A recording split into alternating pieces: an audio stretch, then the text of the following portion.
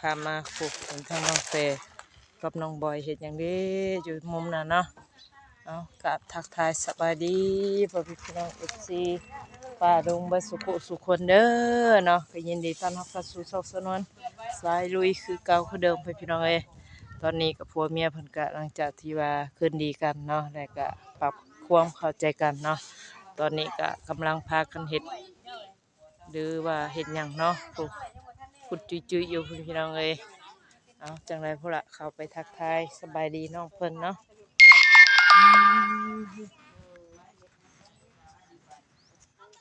น้องแต่น้องบอยกล้วยอย่างเด้กล้วยทานีบ่เฮ้ยตัวนี้บ่น้องแต่กล้วยทานีบ่นี่เอาโมเมนต์กล้วยทานีบ่มันคือเนาะเอาสบายดีพวกพากันเฮ็ดอย่างเด้บัดนี้เนาะขยันแท้เด้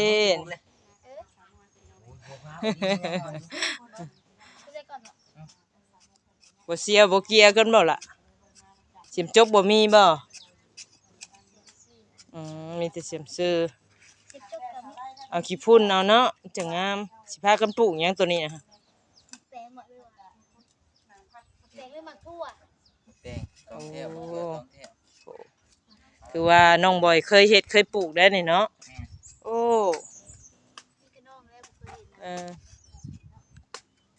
บ่เคยเฮ็ดหยังบ่น้องกะฮัดกะพุกพลกับน้ำผัวแล้วเนาะอันนี้บวมน้ำได้ล่ะเอ้ยนี่ว่าต้นมะฮุงเจ้านี่ยันบวมน้ำเด้อหน้าฝนเด้อบ่ลงไปพุ่นบ่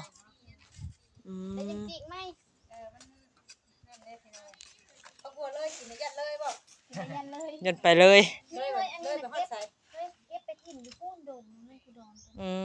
แก้วบ่นะ10 แก้วมาแต่ไสให้โอ้โทรทัศน์เก่าเด้นี่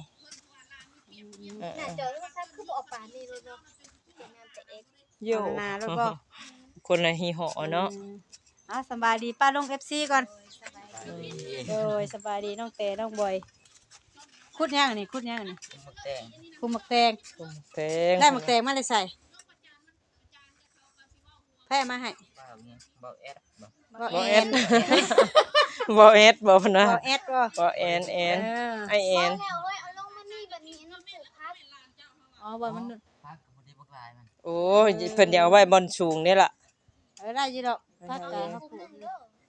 อ๋อเพิ่นซื้อมาให้บ่มีหยังแน่น่ะผักกาดดอกหมักแตงผักบงถั่วฉะนั้นล่ะเพิ่นซื้อมาให้เจ้าก็ปลูกเอาเด้อปลูกแล้วก็เพิ่นก็ทางให้เด้แม่นบ่เฮาก็ใครดอกช่วงนี้ยามฝนอยู่ยามฝนก็เฮาก็โดนๆฮดทีนึงแม่นน่ะถ้าฝนบ่ตกเฮาก็หยุ่มน้ำก๊อกฮดเอาถ้าฝนตกก็อาศัยน้ำฝนนั่นแหละบีทีปลูกน้องแต่บ่นี่ป้าสักลุงก่อนเด้อเพิ่นน่ะ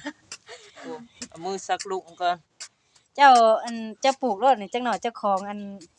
ผู้เพิ่นซื้อให้น่ะมายังเห็นเจ้าปลูกเพิ่นบ่เห็นกงหมักแตงมีกำลังใจแล้วเนาะมีกำลังใจเพิ่นเอาเมื่อคืนนะอันนี้พังลงดินเนาะแม่นเฮาพังลงดินเลยก็บ่ได้ดิแม่นจะใส่แบบได้นะอันน่ะ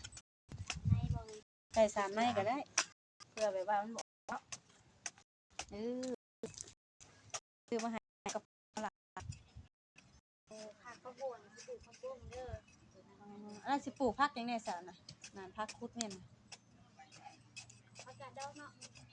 มีผักกาดดอกผักหอมเนาะอันส่วนผักนั่นบ่ทำให้จุ๊เจ้าไล่กอดหอมกันว่านนี่แม่นบ่บอยคืนดีกันบ่โอ้ส่วนผักนี่ก็มีประโยชน์อยู่เด้อเฮ้ยเนาะทำให้อันน้องแต่กับน้องบอยเข้าใจกันแล้วก็ฮักแพงกันคือเก่าพี่น้องเอ้ยอันนี้ได้ฉากคุดคุมหมักแตงนี่ก็เฮ็ดอันโคเทนไล่ให้เอ้อยแล้วก็บาดนึงเอาว่าหยอกน้องเพิ่นพี่น้องเอ้ยเนาะเห็นเราเข้าใจกันกับนี่ก็ดีใจแล้วเฮาก็ได้บอยก็เป็นคนดุคนมันนะรักกันเนาะบ่มีแต่ให้ทั้งน้องบอยเพิ่นและส่วนลูกส่วนเมียบัดนี้เด้อล่ะเด้อเพราะว่าเมียเจ้าก็คือเห็นและย่างก็ยังบ่เที่ยงหั่นนะ จักแล้ว ง่ายตาเลยว่าสิเราอะ ห่างจากกันแบบนี้ ห่างยังก็กระเทียเขานี้ มันคือเบี้ยวลงใต้บ่น้องเต๋ป้าผู้มืดผ้ามืดฝนมาแล้วเด้อบัดนี้เนาะ จะว่าเห็นน้องแต่กับน้องบอยคุดคุมหมักแตงน่ะฝนสิตกห้ำไปจักเฮ้ย เออ ฮะ อ่านอยู่ สิประมาณนั้น ยันบ่อยากให้น้องบอย สีคึมๆได้มัน เอาเด็ดไม้เด้ข้างนอกเพิ่นหมวก แห้งอ เมี ยู่ ย บ่ ก็บ่ น้ำ ใส่ แห้งอยู่บ่ล่ะ แห้งอยู่ แห้งอยู่บ่โอ้เท่าไรเพิ่นทางให้นี่นะบ่ฮู้ทางเพิ่นจัดการเบิดเนาะโดย สีทนได้สีทนได้ ดีแล้วล่ะหากแต่ห้องน้ำได้ซะบ่แต่ห้องน้ำเป็นมื้อใดเพิ่นสิเฮ็ดล่ะโอ้รอบ่จิตเนาะอืม จักให้อยู่19เนาะ ก็เม็ด 3 6 9 12 15 อืมนับในหมักแตง 19เม็ดเด้ อันหมักแตงนี่จักทงซะนาง 3 3ทงบ่ ม ไล่กะเบิ่งเอา3เท่าเนาะ เอา3แถวหมักทั่วหมักแตง3หมักทั่ว3 เรือหั่นกับปรุงแนวอื่น เดี๋ยวหันกระปุกเนี่ยอื่นไปล่ะแล้วเดินเฮือนเฮากับกวางอย่าเฮ็ดไปนำมื้อนี้ กวางถูกได้เดินน้องเพิ่นก็เนาะ น้ำเพิ่นก็ตักไว้ ตั้งแต่ทอพี่น้องเอ้ยเนาะ เฮ็ดหลายอย่างมีแต่ว่าตา ทางนี้กะ เดี๋ยวปวดก่อนก็นี่เดี๋ยวน้องจัดการเองมัน โอ้ เร่งปลูกหลายอย่างอยู่ในหัวนี่ สิปลูกยังนี่ มันจะใช่คนปลูกเลยเห็นบอกฝนตกอ่ะ มีหลายอย่างเพิ่นอยากปลูกเพิ่นว่าเต็มเบิดในหัวนี่เพิ่นว่า เพราะว่าเฮาสิปลูกก็ย่านเพิ่นเฮ็ดเวียกยากเนาะครับเนาะ แม่น ยังเกะกะเนาะ ในมะกรูดเด้อ เกะกะยันเพิ่นเฮ็ดมาฮอดนี้ ล ฮะ งเลยนี่ จักในค่ะได้บ่10กว่าใน15ใน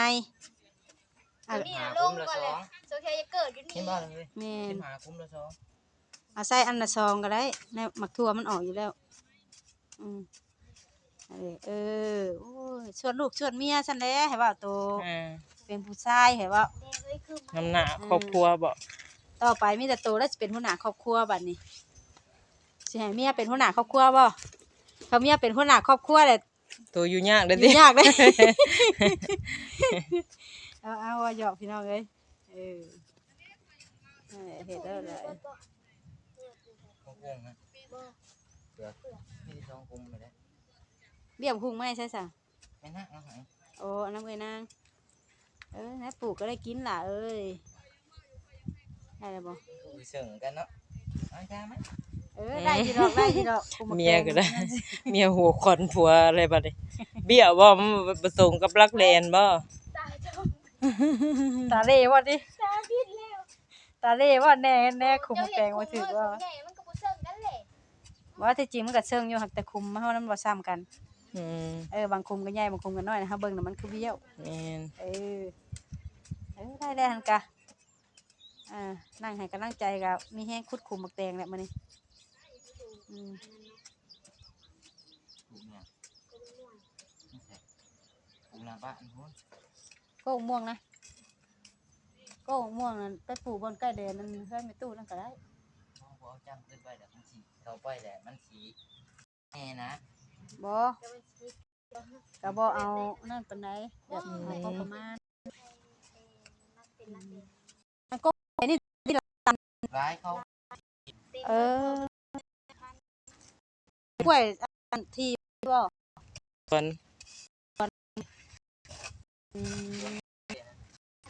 กล้วย เอ้านี่บ่เป็นหยังโหด เอ้ โคตรแบบนี้ มาว่าจะเล่าให้แม่ วางเพจนั่นก็ลมซิวเตะ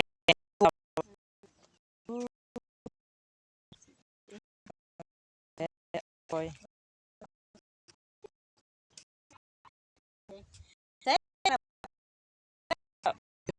ปล่อยผัวขุดดิน นั่งแบบ มาแดงพูน มาแดงฝนตก แท้อยู่เนาะ ใช่เลย เห็นเลยปะ ใช่3เม็ดหั่นแดง3เม็ดฝนตก อืม ทางได้มากรูดทาง แดง มักทั่วอะไรทั้งน้องบ่ไม่พี่ เนาะภูเขาบ่ โอ้ยกินข้าวแกงกินนี่เป็นแกงหน่อไม้นะแท้เชื่อมาชิมอยู่ กิน เฮ้ยว่าไป ทางเลิกบ่ เอิ้นตอนไหนวะ แล้วล่ะ บ่แล้ว ถึงดึกมันกันแล้วกันเลยได้น่ะ ต้องปานนั้นหรอกเสียบเอาแตงเสียบจิบลงรถ เอาผัวคุดเมียปลูกเอาซอยกัน แหละโอ้ยแห้งจากคนมัน เฮ้ย บ่ได้ว่ากันอบกันกบเด้อ ก็สากัน กันกบกันอึ่งเด้อน้องแต่ อยู่บ้านน้องไปเลย มีบ่ บ่มีบ่แถวนี้ มีบ่มีอยู่ติเคยไปกั้นอยู่บ่ อยู่บ้านเพิ่นน้องเคยไปได้ไปเยี่ยมเขียนน้อง อืม เขียนหน่อยฉันสิกินนะ บ่บ่อยมาพี่เคยไปกั้นเขียกั้นอึ่งอยู่ค่ะมาอยู่บ้านดงเมียว บ่ ยังบ่เคยไปบ่ ไป ให้เมียพาไปเด้อ หาไปนะ บ่กะบ่ ให้กินเฮา เอ บ่กล้าไปเนาะ บ่ ถ้า ฮู้ ไปก็ จัก ต้องไป แน่ กับลุงบ่ แม่น ทำลุงพาไปแล้วไปเนาะ ก็แม่นความ ไปกับไปเด้อจังมาว่าแม่น แย่ เจ๋งจงปอง ขับไปกั้นอื่นก็มีแต่แจ้งแล้ว อืม เว้ยก็เพิ่นไปว่าทางน้องเบ่ให้ไปนี่ไปบัดถิ่นทางนี้เด้น้องเด้ อืม บ่กล้าไปอยู่ผู้เดียวเนาะแม่นเอาคุดอีกคุมนี่จังไปพักโคมกันไปแดดแท้ฝนสิตกได้นี่ เดี๋ยวสิตกแดดสิตก ว่าจะเอาให้ได้เลยบ่น่ะ บุกขนาดเนาะ มื้อฝนมาแล้ว ว่าเมียเพิ่นขุดมาขุดมักแตงมักทั่ว เพิ่นว่าเฮ็ดห้องน้ำแต่ว่าอันท่อเพิ่นเอามาได้อัน8บ่6บ่6พอ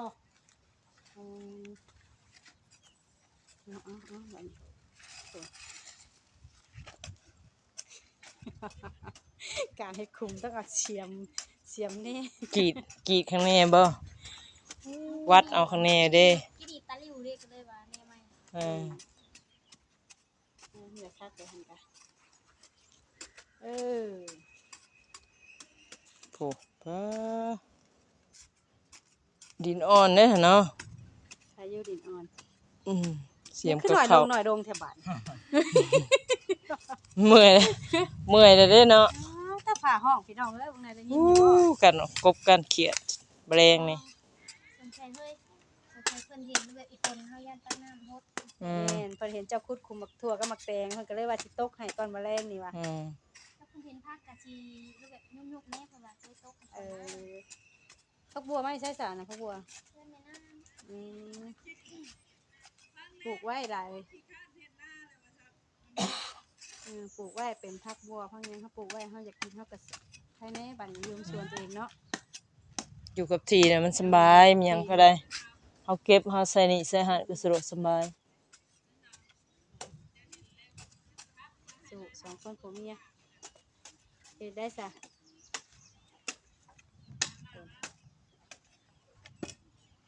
น้องบอยลงมานี่ปลูกมันได้แล้วบ่ล่ะ มือมากก็คือมือขึ้นไปปลูก ฉันบ่หังก็เริ่มเพราะว่าผลหังก็ตกเนาะถ้าเฮาปลูกก่อนมันก็คือว่าแหละก็สิแห้งสิหยัง ปลูกก่อนก็มีก็ติดเบิดเป็นหยังเที่ยวเขาแล้ว เฮ็ดจักเอกตาปีนี้ เทคตาปลาที่นี่ก็บ่ได้ทางอีก โอ้ถือว่าดินดอนบ่อึดเนาะ แม่น ขอแต่ว่าเฮามีเหือมีแห้งสู่เอา อันนี้กล้วยยังอันนี้นะ อันนั้นแล้วข้อยจะว่ากล้วย กล้วยอันนี้บ่ กล้วยทะนีเฮาน้องบอยว่าบ่แม่นอย่างกล้วยอันน่ะทะนีอองหั่นน่ะฮะกับนาทะนีอองบ่เขาเอิ้นน่ะ บักกล้วยอันนี้ค่ะบ่แม่นบ่ ทะนีอองทะนีอองทะนีกินได้น่ะ มากินไรบ่เตะ กินจุกแซ่บหอมหวาน หอม เขาเจอ ๆ เขา เด้ ตำบ่แซ่บบ่เขาตำ บ่ฮู้เด้ ก็แซ่บเบิดนั่นแหละแต่มันผาดเด้ผาดแฮง เดี๋ยวได้ขึ้นมาเลยเว้ย ตกแล้วพาห้องกุม ไป คึม เบิ่ มาง เลย ท่อห้องน้ำคุณเจ้าก่อนเด้อเอาให้น้องเพิ่นขุดไปเอาขุดไปขุดปลูกแล้วก็พอดีแล้วฝนตกทำลงมาใส่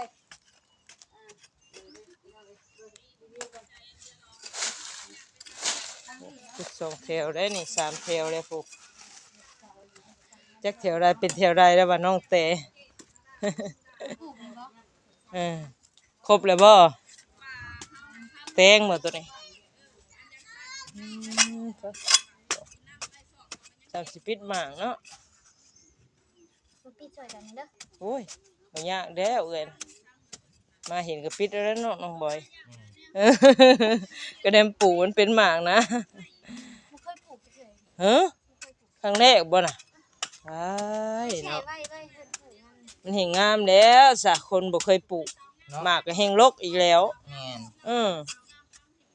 คนบ่เคยปลูกเด้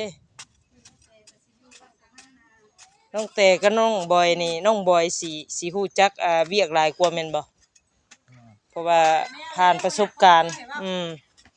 บ่ทางบ้านน้องเพิ่นก็มีแต่คนขยันเด้ หัวหน้าครอบครัวมันก็แนวมันแน่นะว่าห่วยหัวหน้าครอบครัวเฮ็ดขี้ข้านขี้แวะห่วยพาเมียกินเกลือเราจะแท้หมดเลย เขาจะเอาเป็นขนาดครอบครัวมัน เฮ้อ เขาจะเอาเป็นขนาดครอบครัวเนาะแบบ ห่วยเฮาได้เป็ดเองเฮาเนาะบ่ ทั้ง เนาะ กินเกลือทั้งจ้ำพริกได้บ่ เขาว่าวัดบอกป้าแม่ของแม่เขาว่าอยากฝากบอกแม่ไว้อยู่ เราลืมบ่ เด้อ เนี่ย ก้านกล้อง แม่นๆเพราะว่าเราลืออยู่เพิ่นสะเทืองได้แต่เฮาเอามาเมียนให้เพิ่นมาบอกแม่เมียนให้เราแน่ฮะ โอ้ แม่นๆเมียนให้เราแน่แม่เอ้ยโดย แล้วเผาเมื่อ เราพาเมื่อเราว่าญาติเรามาแต่ไทยแล้วว่า มาแต่ไทยอีก เอาอันแม่ก็ลืมชื่อแล้วแหละ แก้ว แม่แก้วเนาะ แก้ว แม่ตู้แก้วเรามาถามพากล้องไผเราอ่ะเตะปลูก เบิ่งหาเตปลูกไปได้วะยิกเลิกดีจัง เพิ่นบ่เคยปลูกได้หายังเฮ็ดเป็นอยู่เด้ เอ้ยมันบ่ได้ขึ้นได้ เอาตื้น โอเคจังนั้นแหละใช้บ่หามาเบิ่งเนาะถุงผักถุงหญ้าแล้วมาเบิ่งเนาะมาโชว์เบิ่งได้มีนะอย่างผักอย่างนี้จับขึ้นโชว์ แล้ว โอ้ผักกาดซอง ในเอียงกับเด็ก ให้มันเลย เอ้ยนายสุรินทร์ตัวอยู่นายเดือยแม่นแหละบ่ผิดบ่ถูกแล้ว เบิ่งหาโอ้ หลายเนาะ เอิ้นผักอย่างไหนสิจะเอิ้นผักอย่างไหน กระโดก ผักกาดดอกโอ้แม่นผักกาดซ้อมบ่เบิ่งผักกาดดอก เบิ่งผักกาดดอก ผักกาดดอกเอิ้นไม่ได้อ่ะจับขึ้นอยู่หาบ่อยตัวจับบางอยู่หาผักกาดดอกตัวน่ะ กวางตุ้งเลย ฮะ กวางตุ้ง มา บอก เอิ้ ไป น แล้ว ว่า วัน มันมีแบบหนึ่งอ่ะมันสิเป็นเงาใหญ่ๆนะ กวางตุ้งบ่ อันเหงาใหญ่ผักกกตุ้งอันนี้ผักกาดซ้อมนี่น่ะ ซ้อมผักกาดหลอก กวางตุ้งดิอยากกินกวาง อันนี้นั่นผักกาดซ้อมเพิ่นเอิ้นหักแต่ว่าเจ้าเอิ้นผักกาดดอกบ่แม่นบ่มันก็ยังเป็นดอก อันนี้เพิ่นเอิ้น มักทั่ว หมักทั่ว ทั่ว นี่ ตั้งได้นี่ เอิ้นหมักทั่วยัง มันทั่วตั้งบ่นี่เดียว อืม เกลือ หมักทั่ว บ่แม่นบ่แม่น ทั่วเครือนี่น่ะ นี่เครือตัวนี้บ่ บ่ทั่วเครือนี่เขานี่ คือสั่นแท้ซะ บ่ว่ายาวอยู่สัน บ่ ว่า แต่เก่าแบบเพิ่นถ่ายตอนว่าอยู่ในก๊กเลยเนาะ แม่น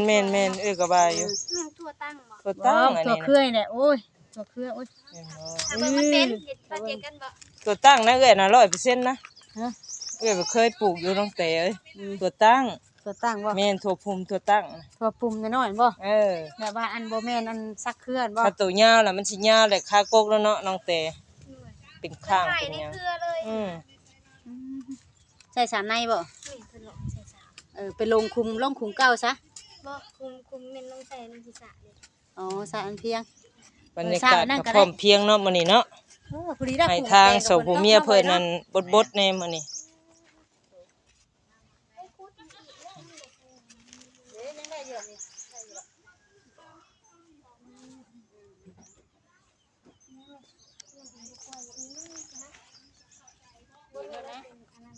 ไอ้ก็กล้วยนี่แหละเฮ็ดให้อันเพิ่นว่า ผัว นี่ เมียคืนดีกันบ่ จับจีก็กล้วยนั่นสิว่าเดือแต่อันใส่มันพุ่นน่ะ เตัว แม่นบ่บอย จนเบิด แม่นบ่โอ้ แม่น ผัวเด้ผัวขึ้นดี ยอมรับแล้วว่านี่น้องบ่อยเนาะแม่นๆว่าซะ เอ้าเราจีก็กล้วยดีแล้ว อืม นั่งแล้วก็จีแกะอยู่ในวานนี่น้ำคลิปอันนั้นเด้คลิปเอาแอน อืม เอาโอเคพี่น้อยเบิ่งน้องเพิ่นปลูกแตงเนาะ เฮ้ยคุดนี่อีกนี่ แล้วขุดยับลงมาพี่อีกหน่อยนึงเลยซากนี่อ่อนแล้วยับลงมาอีกหน่อยนึงเพราะว่ามันบ่เบิดเด้ แล้วมาปลูกไม่นี่มาถั่วอันนึงบ่ เออ เอาเป็นนั่นบ่หาในหาใน เอาเนาะ หรือว่าขุดยับอีก เปิดซานร้านแป้นน้องเพิ่นก็โอ้ยพี่น้องเอ้ยซันซิอยู่เนาะโหข้างๆนี่ก็ว่าสีห้องน้ำว่าซั่นเนาะก็ได้ทอ6ทอเสา4ต้นเนาะสมบูรณ์แบบพี่น้องเอ้ยครบวงจรเนาะทางบ้านน้องเพิ่นเฮาดีมกดีใจพี่น้องเอ้ย หลายคนหลายคนหรือว่าทางผู้หลักผู้ใหญ่เนาะช่วยสู้ทางน้องเพิ่นมาเนาะวันนี้เฮาก็บ่มีหยังได้นะมีแต่ไทยถามโอ้ลมดินน้ำน้องเพิ่นพี่น้องเอ้ยตอนนี้ก็กำลังพากันเฮ็ดเนาะบรรยากาศฝนก็สิมาแล้วพี่น้องเอ้ยทางเฮาก็คือสิได้กลับได้ตาวแล้วล่ะบาดนี้เนาะกลับบ้านกลับช่องก่อนบาดนี้เอ้ย แล้ว เนาะ จากกระปุกไม่ได้กับตัวไรมันตื้อมันหยังจากเอาหน้าเงี้ยนๆบัดหน้าเด้อ ใส่สองเลย อืม ใส่2หน้าก็พอแล้วหมักทั่ว ว้าไวดี เสน่ห์ของเราอยู่ซอยกันเฮ็ดซอยกันเฮ็ดซอยกันสร้างแบบนี้แล้วล่ะมันก็ไว้ถ้าว่าเฮ็ดผู้หนึงผู้เดียวนั่นแล้วเด้ บ่ม่วนอีกแล้วเนาะ บ่ม่วนอีก2คนผัวเมียเจ้าเฮ็ดข่อยเฮ็ดกันแล้วไว้ล่ะเอ้ยคนน้องบอยเพิ่นก็คือว่าแหละคนเฮามันก็ต้องมีผิดพลาดเนาะบ่อยเนาะอันนี้แล้วก็เด็ก โอเคปลูกหมักแตงก็พื้นแล้วฝนตกห้ำ ไปซุ่มเย็นบ่ ผุนและพังเบิ่งค่ะว่าเอื้อยมาเนี่ยต้องให้ได้กินเด้อบัดนี้เด้อ ได้กินอยู่ดอก แล้วมาได้อยู่ได้กินใหญ่แล้วเป็นกินชื่อเอาเบย เสือเอา กินไว้ปานนั้นติน้องเต กินได้ปานนั้นบ่เห็น เบ ว่า เร็ เนาะ ว3 ถุง อันจังใดพากันเฮ็ดแล้วล่ะเด้อทั้งเอ้ยกับป้าเด้อบัดนี้เด้อ กับ คน ป้า ผ้า กัน สิ เด้อ มา ล่ะ แหละเอา โดยสบายดีน้องบอยน้องเต โอเค เฮ็ดไปล่ะปลูกแล้วกับป้าไว้เดี๋ยวให้ฝนตกห้ำ โอเคเด้อพี่น้องเอ้ยเนาะทางผ้ากะห้องทึมมาแล้วพี่น้องเอ้ยถ้าสนวนก็สิได้ขอตัวกลับปะก่อนพี่น้องเอ้ยเนาะพบกันคลิปหน้าสำหรับคลิปนี้ไปแล้วขอกล่าวคำว่าสบายดี